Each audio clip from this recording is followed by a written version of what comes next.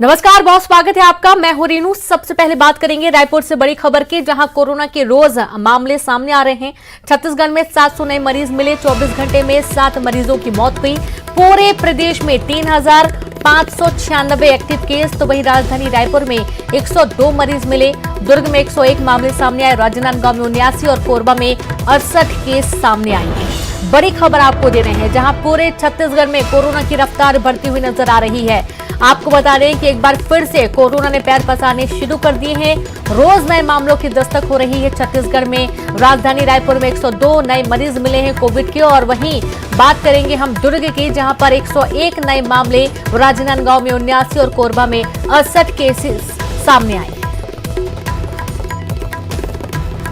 तो लगातार जो कोविड के मरीजों का आंकड़ा है वो बढ़ रहा है और अब ये एक चिंता का विषय भी बन रहा है, क्योंकि जैसे ही कोविड की संख्या बढ़ने लगती है, कोविड के मरीजों की संख्या बढ़ने लगती है, उसके बाद ये देखा जाता है कि बहुत सारी दिक्कतों का सामना भी करना पड़ता है। और इन्हीं दिक्कतों के बीच में अब जो स्वास्थ्य विभाग है वो भी अलर्ट होता जा रहा है। संवाददाता युगल तिवारी जुड़ गए हैं।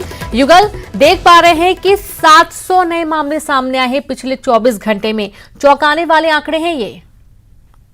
जी बिल्कुल रेणु, कहा जा सकता है कि मामले लगातार बढ़ रहे हैं और सिर्फ मामले ही नहीं बढ़ रहे हैं, अब मौत के आंकड़े भी चौंकाने वाले हो रहे हैं और बढ़ रहे हैं। 24 घंटे के भीतर 7 मरीजों की जो कोरोना पेशेंट थे उसकी मौत हुई है और ये बड़ा अचरज की बात है। और चौंकाने वाली बात यह है कि जिस तरह से मौत के जो आंकड़े थे वो कम हो रहे थे, लेकिन अब मौत के जो आंकड़े हैं वो काफी तेजी से बढ़ रहा है। राजधानी रायपुर में अगर हम बात करें 102 मरीज हैं वो पाए गए हैं। इसके अलावा दुर्ग में 101 मरीज हैं वो मिले हैं। तो ये कहा जा सकता है कि लगातार ये मामले हैं वो बढ़ रहे हैं। राजनांदगांव में 79 मरीज मिले हैं और इसी तरह कोरबा में 68 मरीज मिले हैं। मतलब यही है कि प्रदेश के अन्य जिलों में भी कोरोना के मामले हैं वो बढ़ रहे हैं और जिस तरह से कोविड गाइडलाइन की अनदेखी की जा रही है उसी का नतीजा सामने देखने को मिल रहा है कि इस तरह से जो मामले हैं वो लगातार बढ़ रहे हैं। अब लोगों को कोविड गाइडलाइन है उसका पालन करना होगा, अन्यथा जिस तरह से पहले भी मामले बढ़े थे, मौत का दर बढ़ा था, कहीं ऐसा ना हो कि एक लापरवाही भारी पड़ जाए। जी, और ये बहुत अहम है कि कोविड गाइडलाइंस को एक बार फिर से फॉलो करना है सभी को। शुक्रिया आपका युगल जानकारी के लिए। तो वहीं दुर्ग से बड़ी खबर है, कोरोना संक्रमित 2 बुजुर्गों की जान चली गई। भिलाई के रिसाली और पुरैना क्षेत्र में मौत हुई है। 120 दिनों बाद जिले में कोरोना से मौत हुई है। सीएमएचओ डॉक्टर जेपी मेश्राम ने पुष्टि की है। जिले में एक्टिव मरीजों की संख्या 568 हो गई है। पिछले 15 दिनों से तेजी से कोरोना बढ़ रहा है। और संवाददाता मिथिलेश ठाकुर जुड़ गए हैं। मिथिलेश, देखा जा रहा है कि दुर्ग में भी मामले बढ़ रहे हैं। 2 बुजुर्ग लोगों की जान भी चली गई है, यानी कि कोरोना के मामले तो सामने आ ही रहे हैं, मौत का आंकड़ा भी बढ़ रहा है। मिथिलेश, रेणु, बिल्कुल चिंताजनक विषय होते जा रहा है, क्योंकि आज 120 दिनों के बाद में 2 बुजुर्गों की मौत हुई है, जिसमें 90 वर्षीय और एक जो है वो 60 वर्षीय बुजुर्ग था, जो दोनों ही कोरोना संक्रमित पाए गए थे। इसकी पुष्टि दुर्ग जिले के सीएमएचओ द्वारा की गई है। तो इस तरह से कोरोना का संक्रमण लगातार बढ़ता जा रहा है। पिछले 15 दिनों की बात किया जाए तो लगातार बढ़ते क्रम में ये संख्या आ रही है। आज 101 मरीज मिले हैं। तो इस तरह से दुर्ग जिले में कोरोना का जो आंकड़ा है वो 600 को पार पहुंच गया है। संक्रमण दर भी काफी बढ़ गई है। तो ऐसे में अब ये चिंता बढ़ती जा रही है। कोरोना का संक्रमण को रोकना आवश्यक है, क्योंकि पूर्व में भी दुर्ग जिला काफी हॉट स्पॉट रहा था, काफी यहाँ पर मौतें भी हुई थी, संक्रमण भी सबसे अधिक था। और आज भी यदि प्रदेश की बात किया जाए तो दुर्ग में सबसे अधिक मरीज मिल रहे हैं। तो इस वजह से अब शासन प्रशासन को ये सोचना होगा कि किस तरह से इस पर लगाम लगाई जाए और आम लोगों को भी जागरूक होना पड़ेगा, क्योंकि जिस तरह से कोरोना का संक्रमण बढ़ रहा है, निस्संदेह कोई भी इसकी चपेट में आ सकता है, क्योंकि इसकी भयावहता से हम सभी वाकिफ हैं कि किस तरह से कोरोना ने अपने पांव पसारे थे और दुर्ग जिले में क्या हालात बने थे। तो वैक्सीन भी बेहद आवश्यक है। एक अभियान के तहत में ये दोनों ही काम को करना होगा, तब कहीं जाकर कोरोना संक्रमण को रोका जा सकेगा। और प्रशासन को निस्संदेह अब जो है, अब जब बेलगाम हो रहा है धीरे धीरे कोरोना, तो कोई गाइडलाइन इसमें जारी करना बेहद आवश्यक नजर आ रहा है। जी बिल्कुल, बहुत शुक्रिया आपका मिथिलेश तमाम जानकारी के लिए। राष्ट्रपति चुनाव में एनडीए की उम्मीदवार द्रौपदी मुर्मू ने शानदार जीत हासिल की है। द्रौपदी मुर्मू की जीत पर मुख्यमंत्री भूपेश बघेल ने ट्वीट कर उन्हें बधाई दी है। अपने ट्वीट में उन्होंने लिखा कि देश की 15वीं राष्ट्रपति चुने जाने पर श्रीमती द्रौपदी मुर्मू जी को छत्तीसगढ़ की जनता की ओर से बधाई एवं शुभकामनाएं। विश्वास है कि भारत गणराज्य के संवैधानिक संरक्षक के रूप में आपके हाथों में देश के नागरिकों के लोकतांत्रिक मूल्यों की रक्षा का गौरवशाली इतिहास सुरक्षित रहेगा।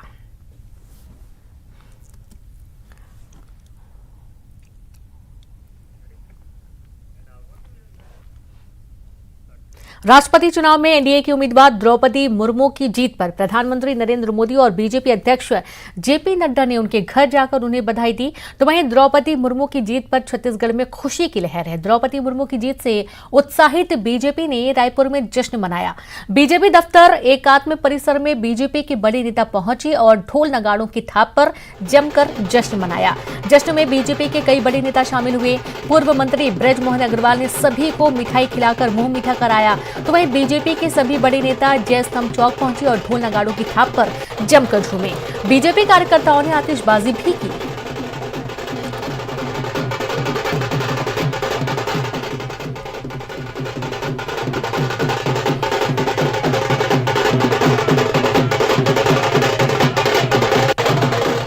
देखिए, निश्चित रूप से आम छत्तीसगढ़ के लोगों के मन में जो उत्साह है और खुल करके सामने आ रहा है। ये तो रायपुर है, गलियों में जाएंगे, गांव में जाएंगे, सब लोग घूम रहे हैं। पहले बार ऐसे प्रत्याशी बना जो अंत्योदय की जिद कर सकते हैं, सर्वहारा की जिद कर सकते हैं, लोकतंत्र की जिद कर सकते हैं कि 75 साल में एक आदिवासी की बेटी राष्ट्रपति के पद पर बैठ रही है। इसके लिए हम बहुत बधाई देते हैं।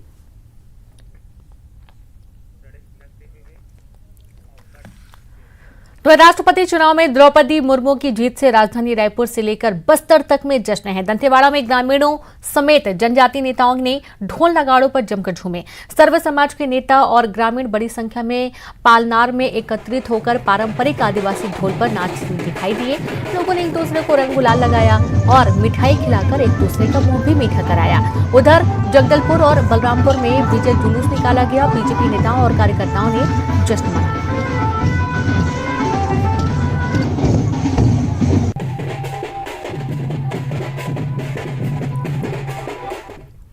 द्रौपदी मुर्मू के राष्ट्रपति बनने पर आदिवासी बहुल जिला जशपुर में खुशी की लहर है। जशपुर में आदिवासियों ने विशाल रैली निकालकर जश्न मनाया और लोगों के बीच लड्डू बांटे। आदिवासी समाज के लोग नाचते गाते बिरसा मुंडा चौक पहुंचे, जहां बिरसा मुंडा की प्रतिमा पर माल्यार्पण किया गया। रैली में बीजेपी प्रदेश अध्यक्ष विष्णुदेव साय और जनजातीय सुरक्षा मंच के राष्ट्रीय संरक्षक गणेश राम भगत भी शामिल हुए। जशपुर की सड़कों पर बीजेपी नेताओं कार्यकर्ताओं ने जमकर खुशियां मनाई। आज इतना खुशी का दिन है जिसका वर्णन करना बहुत कठिन है। देश को आज़ाद हुए 70 साल हो गए। ये पहली बार है कि हमारे यशस्वी प्रधानमंत्री जी ने एक आदिवासी महिला को राष्ट्रपति के लिए नामांकित किया, मतदान हुआ और आज भारी मोहब्बत से आदिवासी महिला इस देश के सर्वोच्च शिखर पर पहुंची। आज़ादी का हम लोग अमृत महोत्सव मना रहे हैं, 75वां साल मना रहे हैं और ऐसे समय में पहली बार अनुसूचित जनजाति वर्ग की एक महिला श्रीमती द्रौपदी मुर्मू देश का जो सर्वोच्च पद है राष्ट्रपति, उस पर विराजमान हो रही हैं। और ये अनुसूचित जनजाति वर्ग के लिए बहुत ही खुशी का अवसर है, खुशी का दिन है। और इसके लिए हम लोग हमारे देश के यशस्वी प्रधानमंत्री श्री नरेंद्र मोदी जी और भारतीय जनता पार्टी के राष्ट्रीय अध्यक्ष श्री जेपी नड्डा जी का बहुत आभार व्यक्त। द्रौपदी मुर्मू जी के राष्ट्रपति बनने से हम लोगों में बहुत खुशी हो रही है, जिस वजह से आज हमने यहाँ रैली निकाली, जुलूस निकाले, आतिशबाजी की, है ना, ढोल नगाड़े बजाए, है ना, इतनी खुशी हुई, नाचे गाए।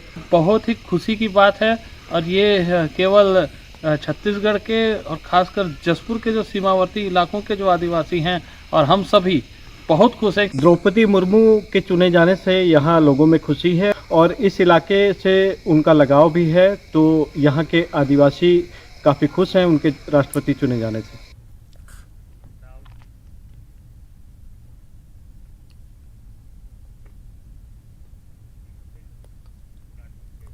द्रौपदी मुर्मू के देश के 15वें राष्ट्रपति बनने पर सूरजपुर में भी जश्न का माहौल है। जिले भर में बीजेपी नेताओं के साथ आम लोगों में खुशी की लहर है। लोगों ने जिले में जगह जगह रैली निकालकर द्रौपदी मुर्मू को राष्ट्रपति बनने पर बधाई दी है।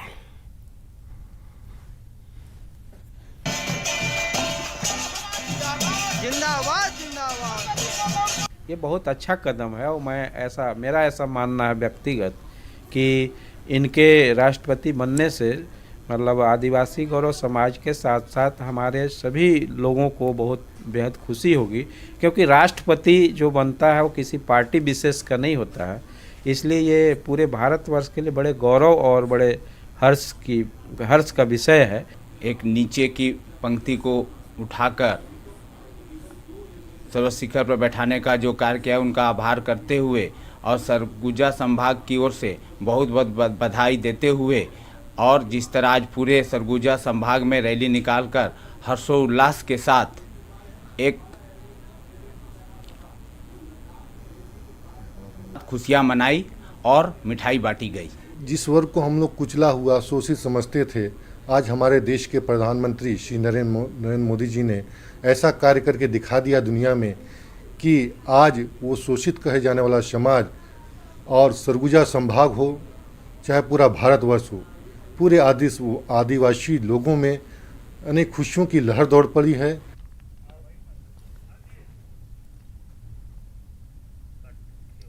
राष्ट्रपति चुनाव में एनडीए की उम्मीदवार द्रौपदी मुर्मू ने बड़ी जीत हासिल की है। तीसरे राउंड की काउंटिंग में ही उन्होंने 50% से अधिक वोट हासिल कर लिए।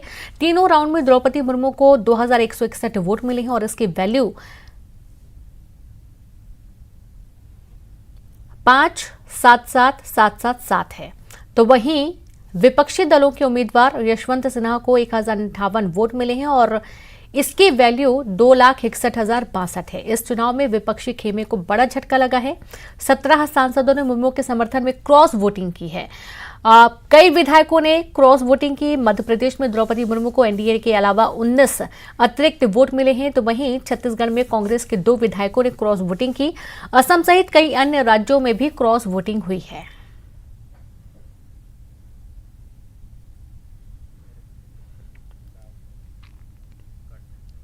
सोनिया गांधी से ईडी की पूछताछ के खिलाफ कांग्रेस देश भर में प्रदर्शन कर रही है। रायपुर में ईडी दफ्तर के बाहर कांग्रेस ने बड़ा प्रदर्शन किया। कांग्रेस के प्रदर्शन में मुख्यमंत्री भूपेश बघेल समेत पार्टी के सभी बड़े नेता शामिल हुए। मुख्यमंत्री भूपेश बघेल ने केंद्र सरकार समेत ईडी पर जमकर हमला बोला। सीएम ने कहा कि जहां जहां बीजेपी विरोध की सरकार है वहां ईडी की कार्रवाई हो रही है। उन्होंने कहा कि ईडी में दम है तो वो सोनिया गांधी से पूछताछ का लाइव प्रसारण करे। उन्होंने कहा कि रमन सिंह के बेटे अभिषेक सिंह का नाम पनामा पेपर में आया, उस पर कार्रवाई क्यों नहीं हो रही है? चिटफंड घोटाले में रमन सिंह का नाम है, उस पर ईडी कार्रवाई कब करेगी?